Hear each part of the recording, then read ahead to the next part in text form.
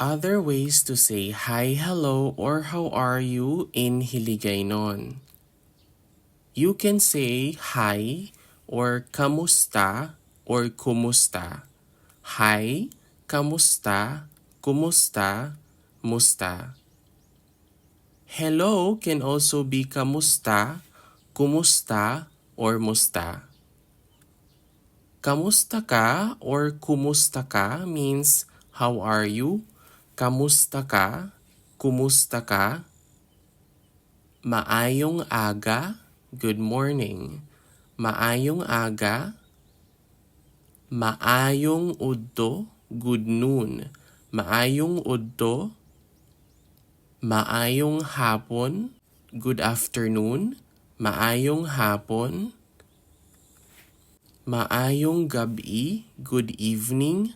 Maayong gabi, maayong adlaw, good day. Maayong adlaw. Nalipay ako nga makita ka. It's nice to meet you or I'm happy to meet you. Nalipay ako nga makita ka. Kamusta ka na? Or kumusta ka na? How have you been? Kamusta ka na? Kumusta ka na? Dugay-dugay na nga wala kita nagkitaay. It's been a while that we haven't seen each other. Dugay-dugay na nga wala kita nagkitaay.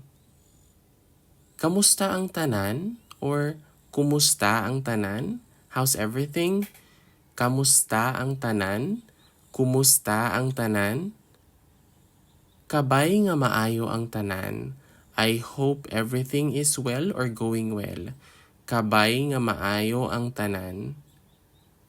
Kamusta ang adlaw mo? Or kumusta ang adlaw mo? How's your day going? Kamusta ang adlaw mo? Kumusta ang adlaw mo? Nalipay ako nga makilala ka. It's a pleasure to meet you or I'm happy to meet you. Nalipay ako nga makilala ka or you can add gid to make it more intense. Nalipay gid ako nga makilala ka. Kamusta ang kabuhi or kumusta ang kabuhi? So how's life?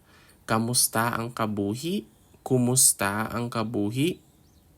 Kabay nga maayo ang tanan. I hope everything is fine or good. Kabay nga maayo ang tanan. Kamusta ang obra or kamusta ang eskwela or pag-eskwela? Or you can also say kumusta ang obra or kumusta ang pag-eskwela, housework or house school. Kamusta ang pamatyagan mo or kumusta ang pamatyagan mo? How are you feeling? Kamusta ang pamatyagan mo?